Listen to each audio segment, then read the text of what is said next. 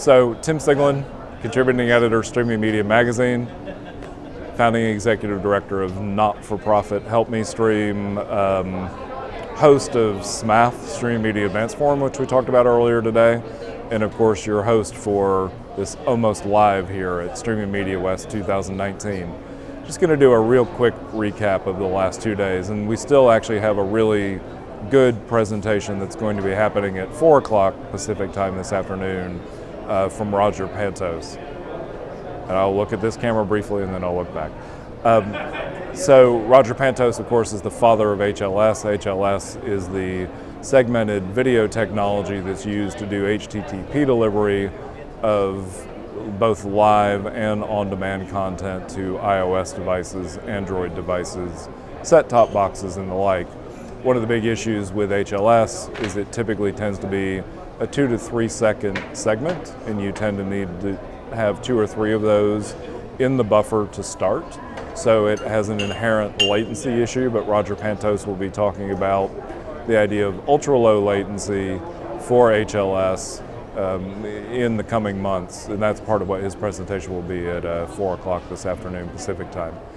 From a recap standpoint today, we've had a number of really good interviewees. We started with Darcy. Darcy was with Torque Esports. He talked about auto racing gaming, fastest gamer, I believe is what he called that, world's fastest gamer.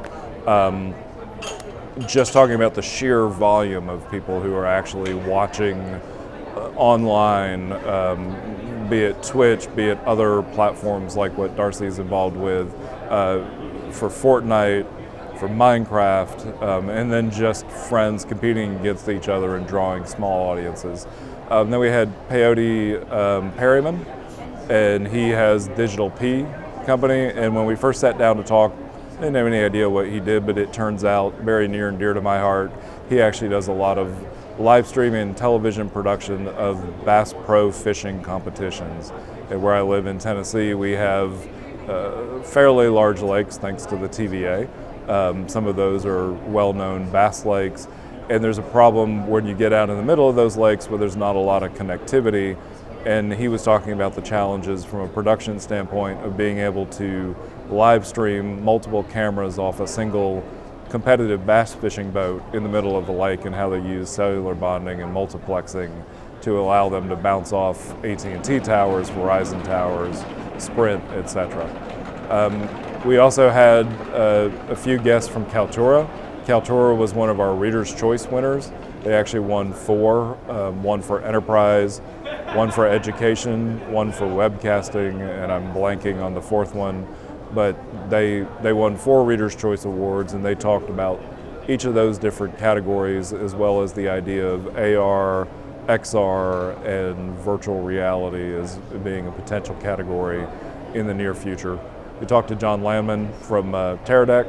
Teradek actually provided the piece of hardware, the VidUgo, that we've used to do all these live streams. We talked about HEVC, which is H.265, and how that's used for contribution, and how end devices can receive HEVC content, but how CDNs aren't necessarily set up to deliver that. We also had a chance to talk to Rima from Fandango Now.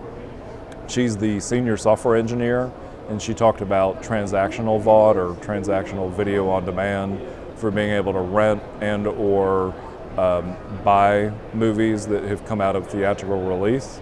And then more importantly, at least from my standpoint, we talked about the fact that she has the Fandango Women in Tech, or Fandango Tech Women, and how she's working to provide mentorship opportunities for women in Fandango. And of course, as we're working with women in streaming media here at Streaming Media, to do that across the entire industry. And then finally, we had Dom Robinson, who was part of Streaming Media Advanced Forum.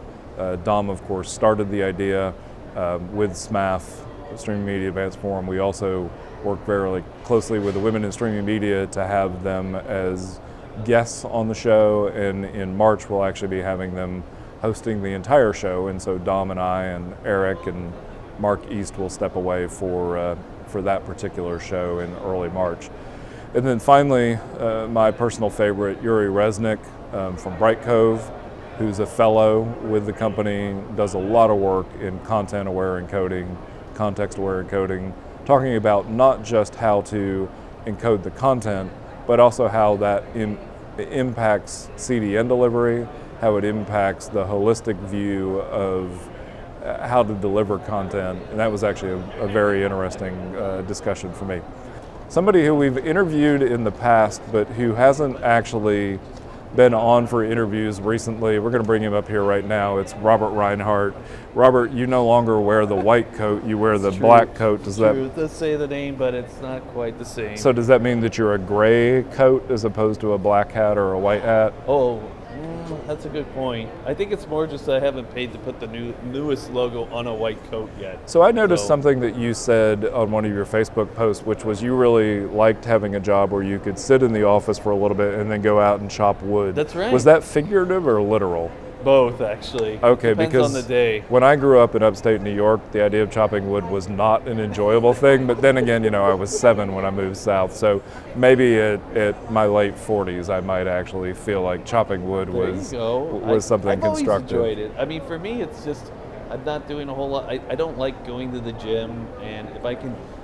Maybe it's because I'm German. I like to be utilitarian. There we go. You want to do the Hans and Franz. Franz. Like if I'm going to waste time doing something. Speaking of Germans, we're going to bring a non-German in here. Yeah. I was just telling them that like chopping wood, I see is like I've never been a gym person, like going to the gym just to work out. I'd rather get something accomplished with that sweat, like chopping wood. So it's like I'm. So he posted on Facebook that he likes moving between sitting at a desk and chopping wood, and I asked if it was figurative or literal, and he said it's literal. So, so how's the show? Those are.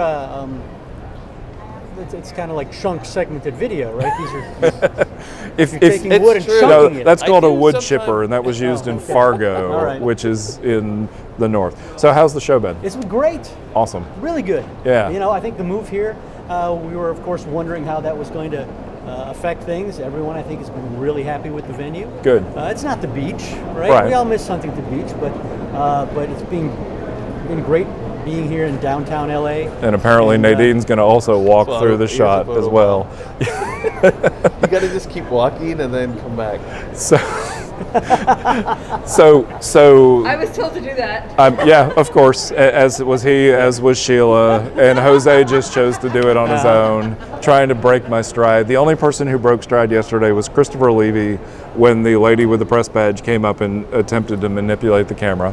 Thankfully, we now have this little barrier around us to keep that from happening. That's a story we'll tell you off air. Anyway, Tim Siglin signing out here, and we'll look forward to seeing you in June in Boston for Streaming Media East 2020. Thank you.